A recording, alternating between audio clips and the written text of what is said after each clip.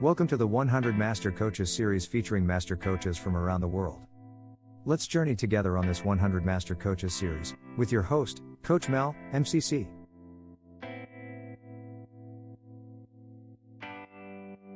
Jonathan Reitz has been coaching since 1997, when coaching founded. He is the author of Coaching Hacks, Simple Strategies to Make Every Conversation More Effective, and is the primary architect of CoachNet's integrated coach training process.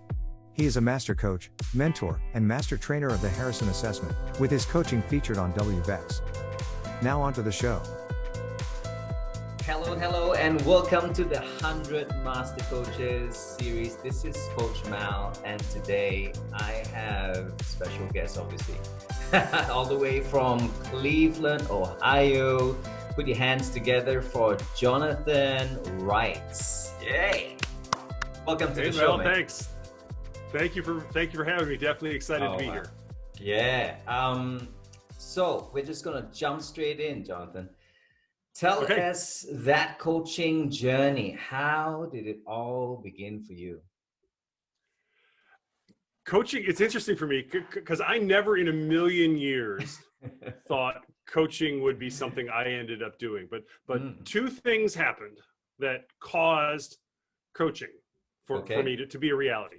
The first is high definition television.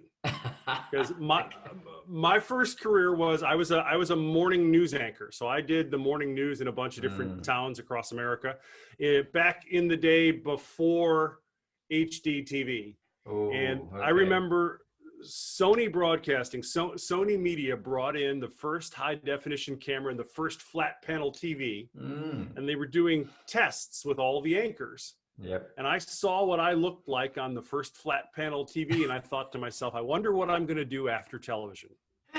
True story. Story. Because in those days, the digital camera was really harsh.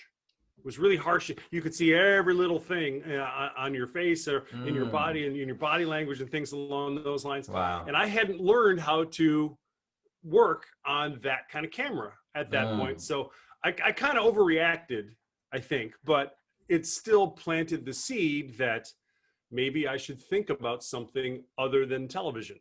So my mind was open to that. And then I met a guy named Steve Martin, not the Steve Martin, but his name was, not that guy. Steve. His name is Steve Martin, Steve Martin, because he's passed away now. And he came in to work with a team of people at this TV station to help us come up with ideas for how our department was going to work together. Okay. And I'll never forget, it was April 27th, 1997. Not like it made an impression on me or anything, because Steve came in. It was supposed to be 3 days off-site, away from the station. And 45 minutes into the first session, on the first morning, I looked over at somebody next to me. In fact, her name's Peggy Downey. She's a friend of mine on Facebook to this day. Yeah. I leaned over to her and I said, I don't know what that guy's doing, but whatever that is, that's what I'm going to do after television. Wow. And I went up to him at the break and I said, Steve, tell me what you're doing here. He said, well, I'm a coach. I said, wow. This has been so fascinating for me. How do I learn to coach? Yeah. And he helped me get started. And like I say, that was 1997.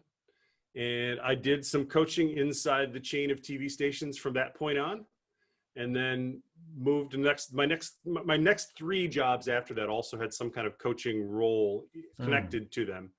So it was, it got me started inside of the career that I already had. Yeah. And investing in people and asking questions that would help them connect the dots. Yeah. Just really laid a foundation for who I've become today. Tell us a little bit more on what happened after that. So you started practicing internally, you had opportunities and roles with coaching there. What happened after that? Right. I got into leadership development roles after that. Yeah. And, some in for-profit environments, for not-for-profit environments as well. I did really strong focus on leadership development. And, as I've been listening to other episodes of this podcast, I've been hearing your question about, hey, what were the first 5 years of coaching like for you? Yeah. and I have to admit, and I'm going to own something here that hopefully is helpful for other coaches that want to be master coaches. Yeah. Is I didn't struggle very much the first 5 years. Partly because I had jobs that required me to coach, so the door opened and I got to coach that way. So it really wasn't a struggle. I just did what my boss says and what the opportunity presented to me. Where I struggled was in 2007 when I went out on my own. So 10 years into the process, I went out on my own. I said, you know what? I want to coach. I want this to be the foundation of what I do. And the difference is that I wasn't pursuing a vision in my first 10 years.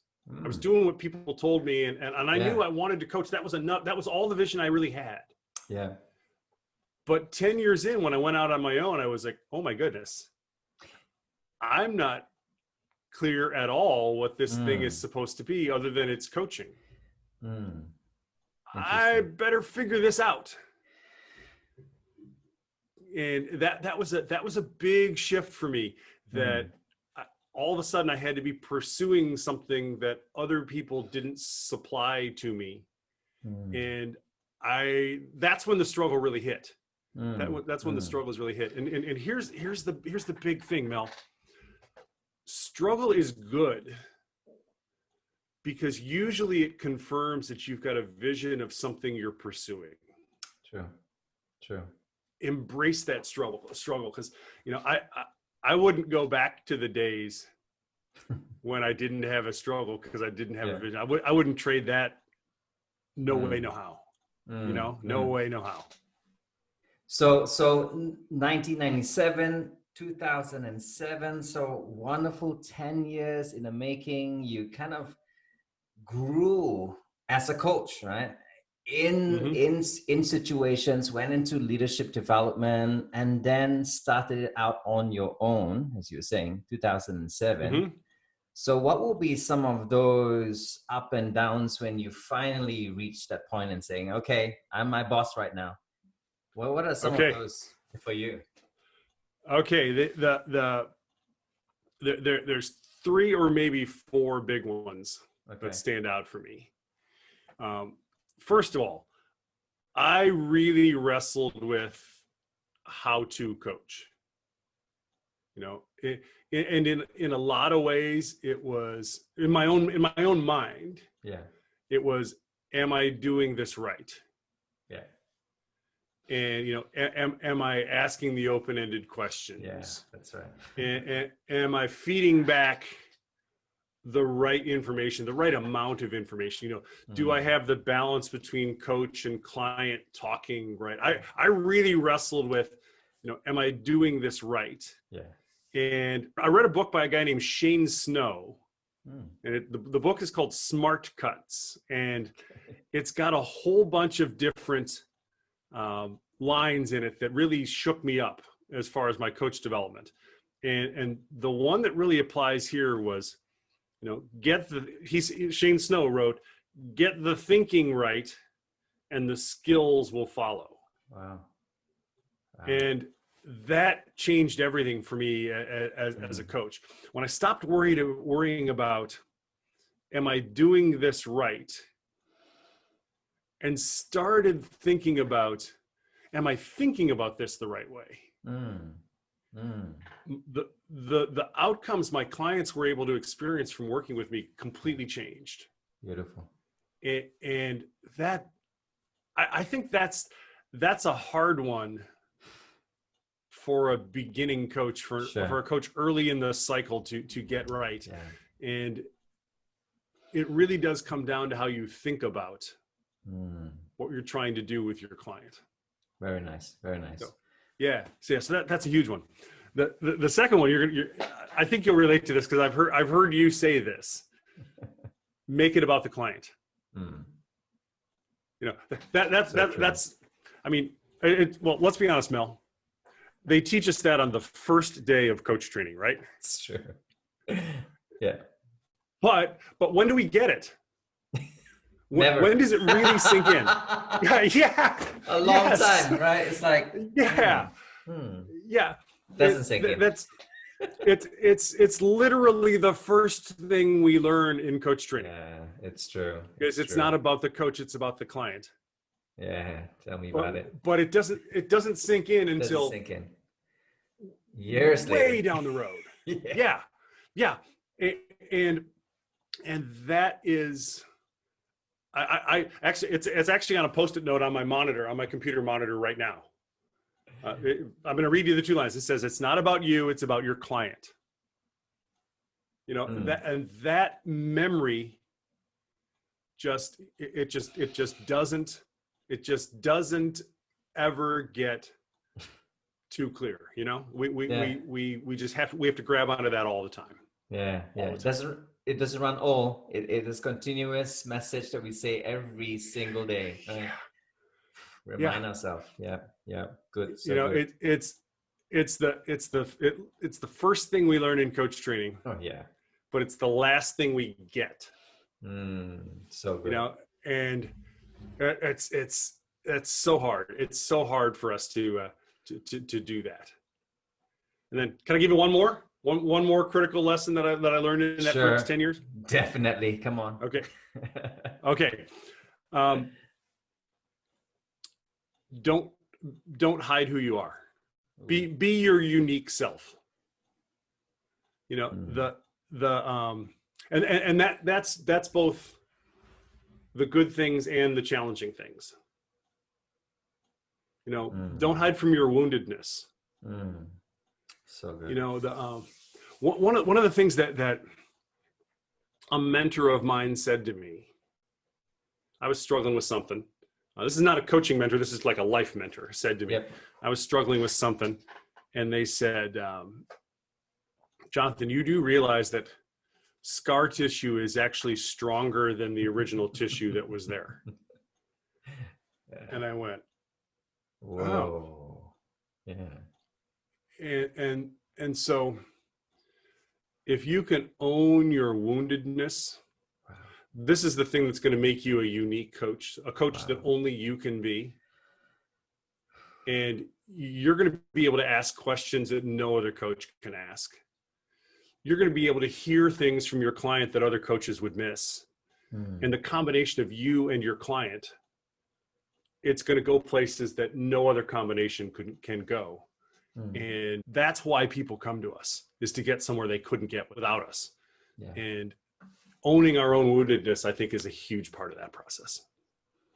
Would you mind sharing something regards to that will give us some context? Sure. I'll tell you flat out. I'll be very transparent here. I have a 35-year history with depression. And so the world sometimes seems darker to me than it does to other people. Got it. Now, one of the things that does is it makes me very sensitive when my clients are feeling that way. Now, I am not a counselor. I do not counsel. I will not deal with things that happened deep in the past, but I'm acutely aware of those things when they come up in my coaching conversations. And it might lead to a referral, or it might to a counselor, to a mental health professional. It might lead to asking questions about, okay, when you start feeling that way, how are you handling this? That other coaches might not feel comfortable asking, or might not even register with another coach that's something that's a situation that they should ask.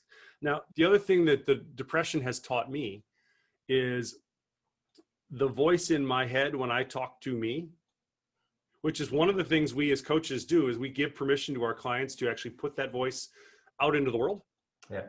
I notice when my voice changes, when the voice that I talk, when I talk to myself, I notice when it changes. And if that happens in a coaching conversation, that's my intuition saying, hey, there might be something here. And you can learn to interpret that and ask questions based on that. That's relying on your intuition, relying on the whole person that is you to serve that client. That's going to look different for me than it does for you. another application of that is that there are some topics that because of my scar tissue, I probably am not the best coach for.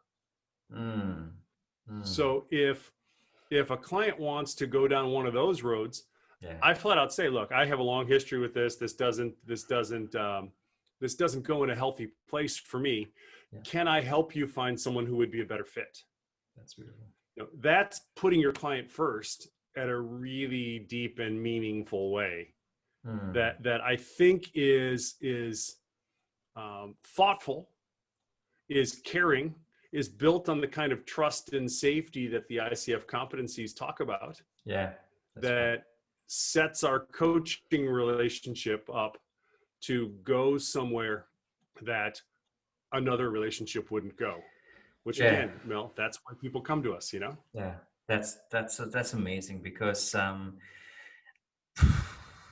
you are transparent, you are authentic, you are genuinely just being yourself, just like what you said before, right? And not ashamed about that scar tissue, because that has made you into that more intuitive person. And at the end of the day, is to serve that client better, just using that. So, wow. So good. So good. Can I admit something that I've never admitted publicly? I'll say something out loud. I'll say something out loud here that when I was in the broadcasting business, when I was in the news business, I used a different last name in order to hide all of those things that I was feeling about myself. Because I had a different identity when I showed up at work, I didn't have to do those things. I didn't have to reveal those things. And one of the reasons I realized that I needed to move to a different career, to a different way of interacting with the world, was I needed to be able to be transparent, to be who I actually am. And then I discovered that coaching, when I am who I actually am, it gives permission to my client to be who they actually are. Oh yeah, come on. So not only does this make me more authentic and more who I am, in a coaching engagement, it makes the other person more able to be who they actually are.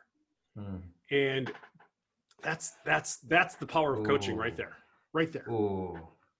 Woo! And you heard it on the show. Many layers of that. Thank you so much, Jonathan, for doing that deeper sharing. Thanks for giving me permission to do it. I've never said publicly the connection between the last names until now. Woo! Wow.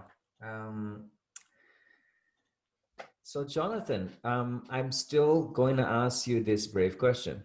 What is that bravest experience or story that you can share? Obviously wearing that coach hat, serving your clients. It's probably related to dealing with my depression, because there were multiple steps to this process.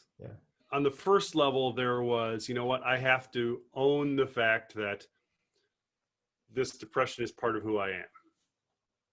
And that was a step. Then on the next step, there was, I have to make some changes in who I am. And that was a series of steps. The third one, and this is really what affected coaching, was I had to begin to tell people when it came up. I mean, I didn't start calling up my friends and saying, "Hey, Dwight," or anything along those. It wasn't that kind of thing. But when it would come up, I had to say, "Hey, this is a part of my experience. This is a part of who I am. This is a part of what I bring to the table." And occasionally I had to say to a client, "You need to know this about me. I have this history. Can we reschedule our coaching conversation for today so that I can show up and be fully present for you?" Because I'm not sure I can do that today. I never had anything other than 100% positive reaction. It's only happened maybe 5 times, the 10 plus years since I've been kind of transparent about this. I now know, looking back, that it wasn't much of a risk at all, because people want to be good to you if you let them. I really believe that. I really believe that transparently and authentically with the people around you, they'll be transparent and authentic with you. And vulnerability, as Brene Brown teaches us, vulnerability is a wonderful thing. It's never a bad thing, no matter how afraid of it we actually are. Again, so good, because you shared those steps, and I know obviously there are many steps along the way, many stages along the way, but that authenticity started with you, and then bringing it on to the client, and it comes off like it's that mirror neurons coming in, working, right? And the client also reciprocates and gives that back to you. And that happens when you actually can choose to be brave, right? Brave enough to show up, and brave enough to speak up, brave enough to be who you were called to be. So amazing. Yeah. And it is a calling, I think. I think it is a calling. I think it's the kind of thing that there is something that each of us are uniquely wired together to do. And what's the Mark Twain line? Mark Twain, the American writer, said, the 2 greatest days in your life are the day you're born and the day you discover why. Yeah. So and true. That's a calling. And one of the things I value really highly, Mel, is generosity.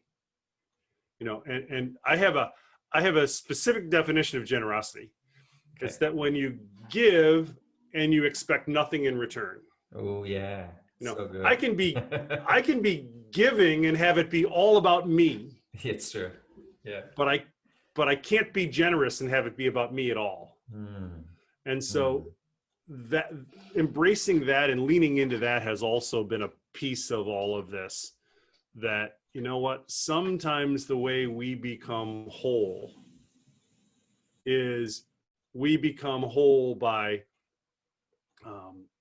being generous to the people around us in ways that really show up and land with the other person because it's right for them. And not right for us. Not about us. So officially, right, 2007 till now. Wow, that's like 13 years of doing it. Of doing it full time, saying goodbye to that past. I'm sure there are some lessons along that 13 years of that journey. Could you share a couple of thoughts? Yeah, you bet. First of all, I would have gotten serious about who I wanted to coach in detail sooner. Because for a number of those years, my focus for coaching was, a leader, anybody who's leading, which, that's big and broad and it's not hard. It's not hard to find folks that lead. I only coach leaders and talents. How broad is that? Yeah. Exactly. So I would have gotten more specific than that. And now I'll be honest with you, I have 2 targets that I look at right now that are related to each other. Okay. But they have just enough detail that it screens people in to that group instead of leaves people out. Absolutely. So I didn't want to get over detailed on that because I wanted to include people. I didn't want to leave people out. So the first one is a leader in a medium to large organization who is starting something new. And it might be a new project. It might be a new role. It might be it could be a number of things along those lines. But there's the component of starting something new to it. Because that screens people in. That says you fit the profile This other person doesn't fit the profile quite so much. Yeah. You know, the other one is, I do a lot of mentor coaching and a lot of supervision. The other one is a coach who has developed some kind of clarity about the people they coach. And it doesn't, I don't restrict what that coaching client might be, but want to have the conversation about, hey, if you want to gain some skills in this area, in coaching those people, this is what I know, this is what I do well. So I would say that if I look back on it, I would have settled on who I wanted to coach sooner. Yeah. And the beautiful thing about that is, and nobody ever tells you this, this is something I wish someone had told me in 2007, is you can change that target. Yes. Oh, yeah. Yeah. You're not stuck with it. It's not stuck with glue. Yeah. Right. It's okay if you decide after a year, you know what, this isn't taking me where I want to where I want to go. I'm going to do something different. It's okay. Yeah. It's okay. And nobody tells you that. Yeah. It's so true. So, I had to learn it the hard way, you know, Jonathan. I had to learn it the hard way. Me too. Yeah. Me too. And I still feel bad a little bit from those early experiences of when I adjust something in my practice or in my business. Yeah. I think, I probably failed those people. No. It's just, it's not the fit that I thought it was. It's not a failure. Yeah. Wonderful. What's another one up your sleeve on that learning through that 13 years? When you listen to your recordings as a coach, and let's go there, Mel. Let's stop there. Let's stop there. No, let's stop there. Mel, it's so uncomfortable. It is. I get you. When you listen to your recordings, I want you to listen to. I want you to listen to one specific thing on your recordings. Listen to the questions you ask. Yes. And I want to challenge you. Was your question about the client learning something? Yeah. Or was your question about you learning wanting something? To know something? Yeah. Yes. Mel, yeah. So good. I am embarrassed to tell you I had been coaching 15, 16, 17 years before I realized that the point of questions is the client learns something, not the coach learns something.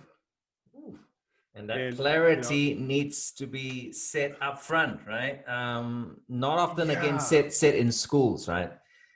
But it's true. The questions serve the clients, not to serve for information for us to ask other questions.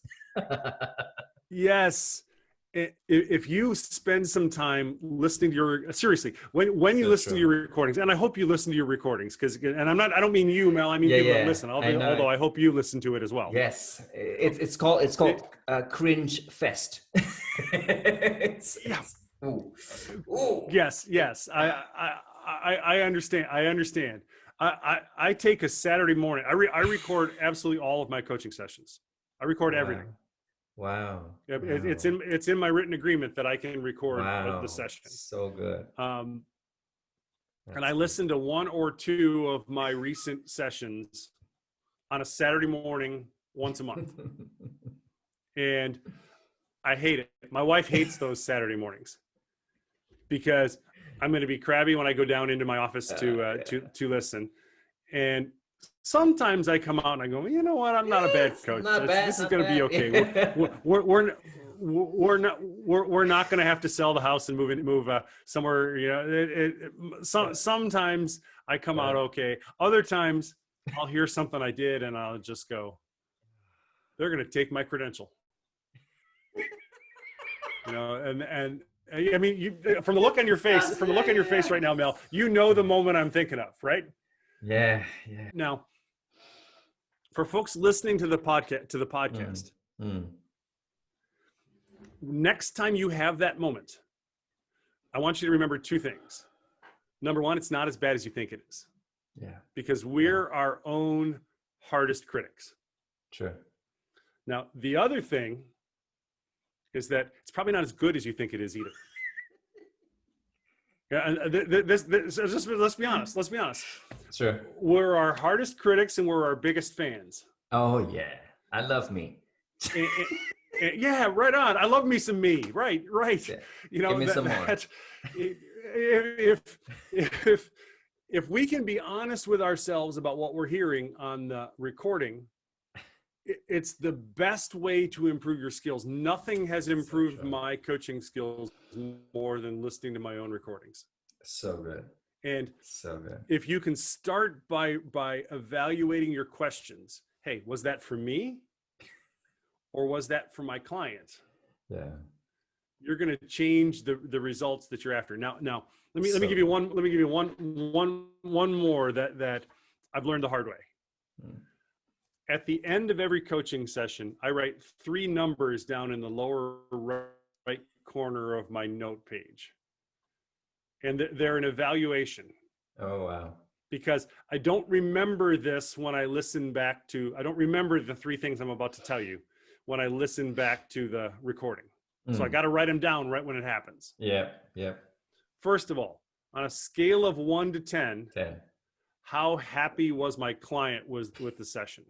Okay. And I ask him that. I'll say, hey, before we hang up, 1 to 10, how happy are you with the session?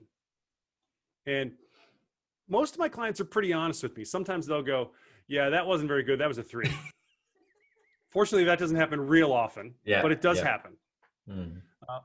So sometimes they'll say, probably 7.5 or 8. Okay, great. Say, okay, well, we didn't get exactly where I was hoping to go, but we made a lot of progress that I wasn't expecting. So that was a 9, so they give me a number. Yeah. Then the second number is on a scale of 1 to 10. Since we started the coaching relationship, how much progress have you made? Wow. Okay, so you see what we're doing here? Yeah. We're taking the temperature in the moment of, okay, how was this conversation? Yeah. And then secondly, is the relationship working? Yeah. And then the third thing I write down is 2 numbers, and these are my self-assessment. And I've just recently switched from the old ICF competencies to the new ICF competencies as I do this. Yeah. So I write down the competency I think I did best. So like 7. And then I make it like a fraction, and I put the competency I think I did the worst on in that session. 7, I think I did well, the evoking awareness. Yeah. I don't think I did as well establishing and maintaining agreement. So 7 over 3. Yeah. And that way, when I listen back to the recording, I've got a reference of what I thought in the moment. Yeah. Because, and this is the most important thing I have to tell you about recordings, you've got to wait some time to listen to your recording until you've forgotten what you said. Because, and this is a neurological reality. Yeah. If you can remember what happens next, you're not going to be able to objectively evaluate it. Yeah. Got it. Now think about this like this. Think about a movie that you've seen so many times, you know all the lines to it. True. You love that movie, don't you? Yeah. Partly because you can anticipate what happens next. It's the same idea. So you got to wait. So my guideline is always wait 30 days before you listen to a recording. Because Wonderful. One of the 2 things is going to happen. You're going to love that recording. You're going to hate that recording. Go from there. Yeah. So I hope that's useful, Mel. Oh, wow. It's so good. And these are just real stuff, isn't it? Because what you just said is what you practice on yourself, Jonathan. And that's what I'm so appreciative about, because it is what you have run through yourself and do it. This is a note page from yesterday. There's the numbers. Not too near. Yeah, I quick pulled it away in case somebody looked to see who the what the name was. Although they're gonna back up the video now and take and a do look. a pause. So, yeah. Wow. so yeah, that's the thing. You know, that's the if you can learn just small little habits in the moment that, it will change your coaching practice like nothing else. Yeah. Like nothing else. So good. If you ever had a chance to do it all over again, what would you do differently?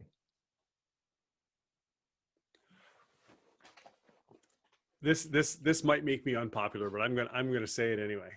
Oh, please. You know, the first thing I would do, Mel, and I wish I would have done, I have done this to a point. The first thing I would do is I would eliminate all the coaching jargon from my life sooner. Wow. Things like holding space for the client. And here's why. There's nothing wrong with that language, but only other coaches understand it. True. You know, I run a coach training organization, and I heard a student talk about, you know, setting up the coaching agreement. What can we co-create? And it's fine. It's fine language, but the client didn't know what they were talking about. And looking back, I would have done that. I would have done that a little sooner. I would have worked hard on that a little sooner, because it doesn't serve the client. And as you develop other coaches, you know, we're both MCCs. Part of the responsibility of being an MCC is to develop other coaches. True. One of the things that eliminating all the coaching jargon from our language does is, when someone hears us coach, they were like, wow, that really looks easy and effortless. Now, you and I both know it's not, but it makes it more accessible for the new coach climbing. I was just about to say that word. And yeah. I've heard you talk about democratizing coaching. This is a way we can do that. I'm speechless, man. This is so good. Because it just resonates so deep, right? I'm just stuck here in this moment, like, oh my gosh, why can't I do it? Why didn't I do that sooner, right? I do say it. Don't get me wrong, Jonathan. I do say it, right? I do say it in class. I do. Yeah. But it's the practicing of it, right? It still feels good in some ways for us to use those jargons. You know what I mean? It's like, I know. You know, let's do some reframing here. And it's like, what? Reframing? What? Yeah. It's almost like a moment where we say, you know what, we're going to roll up on our client here. We're going to drop a little coaching jargon, a little coaching wisdom here. Exactly. And they're going to stand back and go, man, I am lucky to be coached by Jonathan. No, let's eliminate all of that. Let's change the client's life. Wow. And go straight at what actually matters. And, you know, I communicating with the client is the thing. You know, if anything, let's us take on the language of the client, not the other way around. Oh yeah. Not ask them to take on our language. Oh yeah. You know that's a mark of a master coach. That's true. When you listen to multiple different recordings of a master coach, and their coaching presence is a little bit different in each recording because they're tailoring it to the client. To the clients, yeah. Oh man. Let's do that. Oh, goosebump moments, everybody. I hope you're getting it and you're listening to it. Listen to it again, because it may not sink in the first round. I tell you. But Jonathan, you know, it's year 2020. The future is already here. It's this whole uncertainty, the VUCA world that we live in. What do you think is that future of coaching? Mel, I actually am really excited about the future of coaching, because I think we are ready and primed for some significant disruption. in the coaching world. So, And here's I'm going to make my argument here. Now, first of all, the somebody who is on the ACTO board, the Association of Coach Training Organizations board, told me in the last 2 weeks that ACTO was started when there were only 8 coach training schools. 1, 2, 3, 4, 5, 6, 7, 8. wow, okay. That's a long time ago, man. 25 years ago. Yeah. 8 coach training schools. He also said that today, 70% of existing training schools have some connection back to that original 8. Oh, wow. So think about that. A lot of us that have gone through coach training have, let's, for lack of a better description, let's call it common DNA. Yep. Got it. But that the other 30% is approaching coaching in general and coach training in particular very differently, from a very different starting point, ending up in the same place or basically the same place. But you know what? The ICF just changed the end location on us because the new competencies are notably different. And then on top of it, you add AI and technology and documentation of change. I think there's 3 things that we're going to see short term because of the combination of these three pieces. First of all, internal and external coaches are going to function differently. Okay. Already, I think we're seeing this, but it's going to play out even more strongly. Internal coaches are directly tied to business results and outcomes. Yeah. External coaches tend to be more about transformation. Yeah. At some point, we're going to figure out how to do both. Yes. And that's going to shake up what what's happening in coaching. Number 2, as testing instruments and technology, as AI gets better, we're going to be able to validate the results that we generate much more conclusively. Yeah. So coaches, I'm going to, at the risk of being a bit of a jerk, Mel, I'm going to say coaches that go off for a weekend and come back as a certified coach aren't going to be able to compete with the folks that have gone and done the rigorous training, that have done mentor coaching, that have gone out and gotten field experience, that have learned data measurement techniques, have begun to understand how to measure and assign change. Yeah. You can't learn all of that in a weekend. Correct. And the folks that have done the work to get an ICF credential or an EMCC credential or something along those lines, you're going to have a toolkit that other coaches just don't have. And the credential is going to matter even more in that process. And then the third thing is, I think training methods are going to change as technology, as media, as other tools begin to be introduced to serve a younger generation of coaches. Yeah, true. I bet you deal with this as well. Now I'm 53, and in a lot of rooms of coaches, I'm the youngest guy. in a lot of rooms, not every room, but in a lot of times. Got it. That's not going to be the case much longer. I earned all this gray and white hair, and hopefully that will become an asset in coaching conversations. But I'm still one of the younger guys. I'm certainly one of the younger MCCs. And I think that's going to change as the new younger generation joins the coaching profession and is trained with these new models and these new outcomes in mind. And we're going to look at the coaching world's going to look really different 10 years from now than it does right now, would be my particular observation.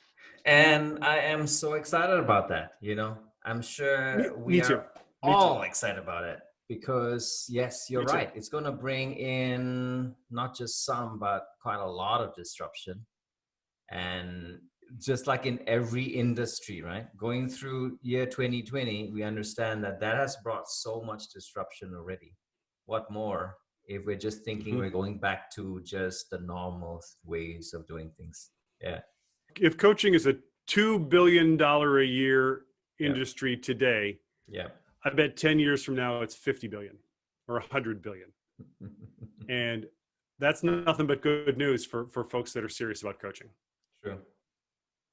We're down to 2 more questions, Jonathan, and time has just caught up on us. It's been a pleasure talking with you, Mel. Definitely appreciate it. Same here, man. Same here. Budding coaches, what is your master wisdom for the ones coming in right now? You know, I thought about this really hard, and I'm going to beg your indulgence, Mel, because I'm going to give 2 pieces of advice. Okay, here we go. If that's all right. All right. All right. Number one,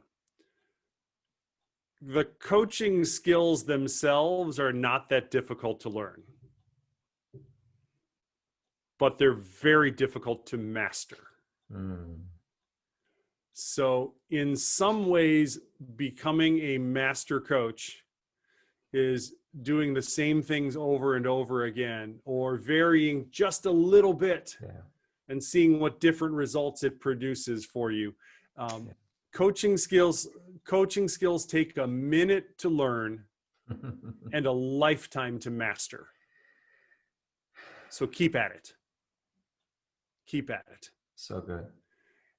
And the second one is, remember, you can't coach what your client won't say.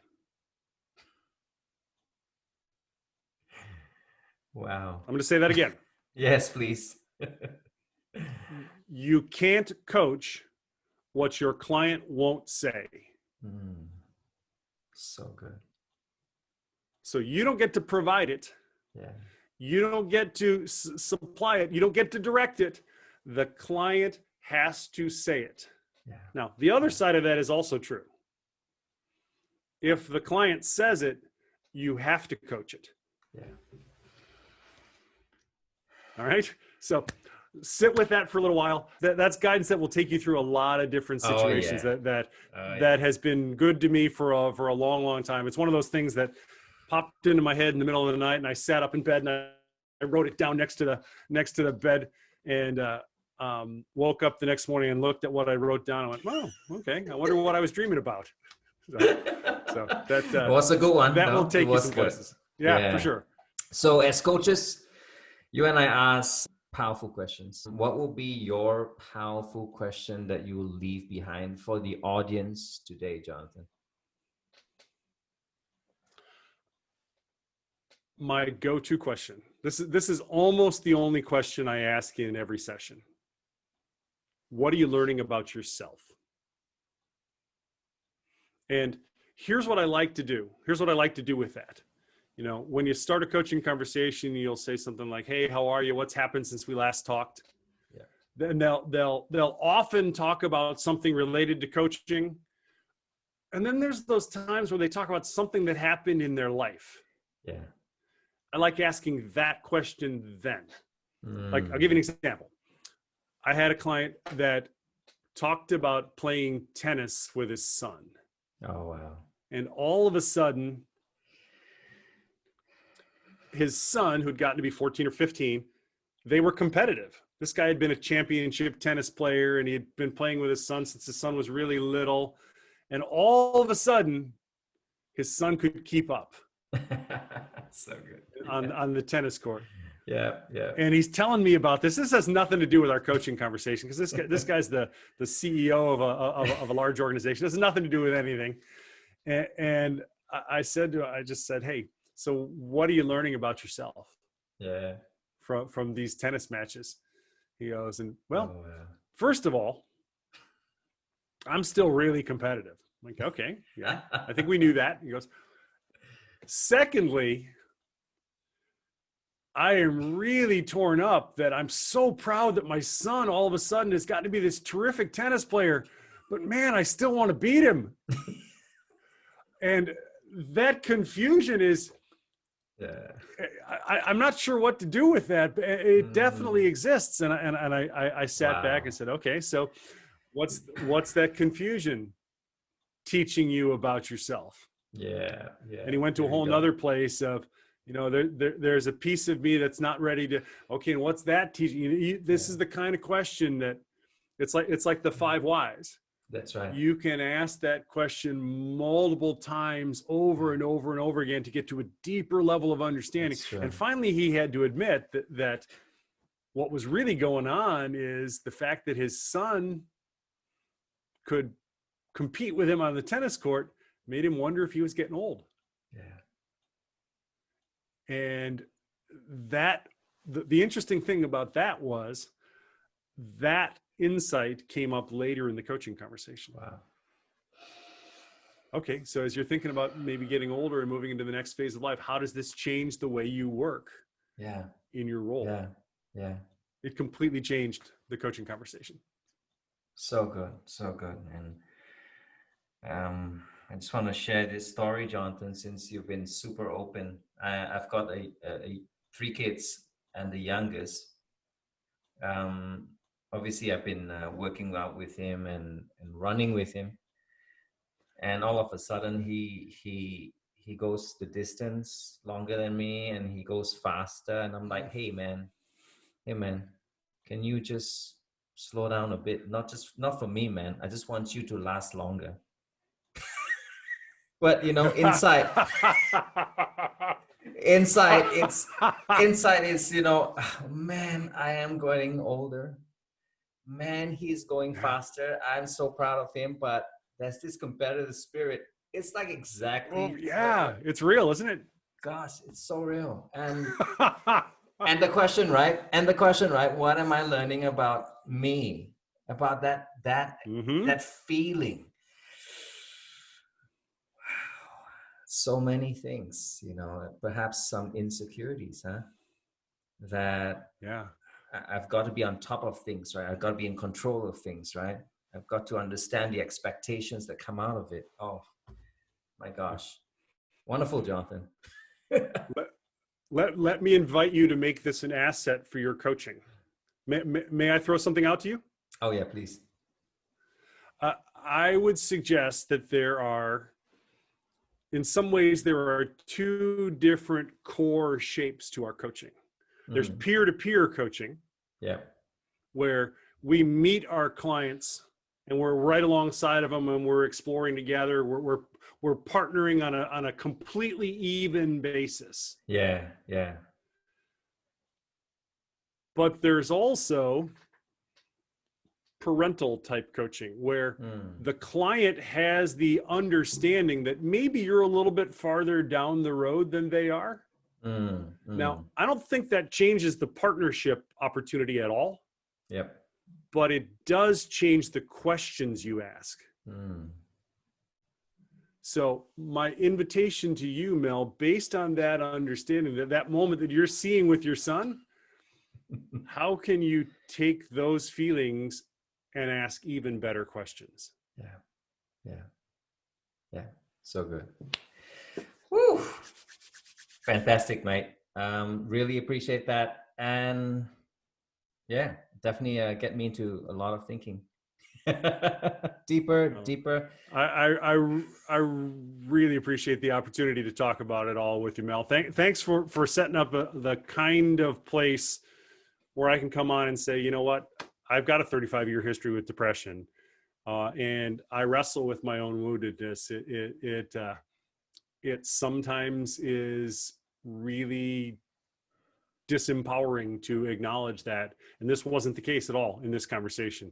It was, hey, this is just a part of who I am, and I bring it with me every time I go into a coaching session. So thank you for that. Can I say it has been an empowering session, because you show up as you are, and you've been consistent in everything you've said in this session. So really, my hat's off to you and your journey of discovery, and it's continuing as the days go by. Jonathan, I really want people to connect with you. So give us some handles, social media, upcoming programs that you're running. Off you go.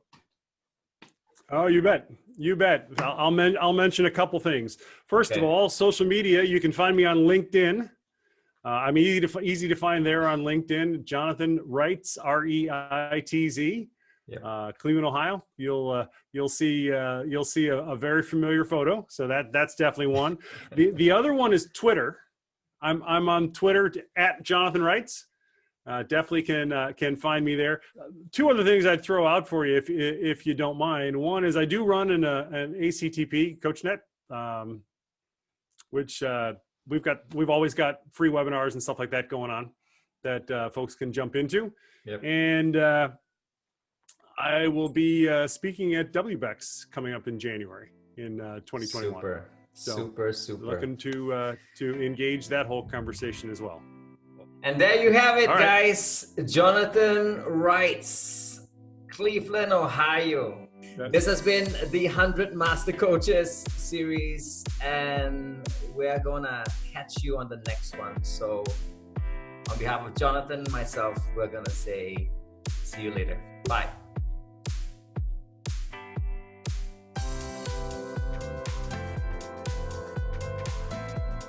You have been watching the 100 Master Coaches series with your host, Coach Mel, MCC. Brought to you by Catalyst Coach.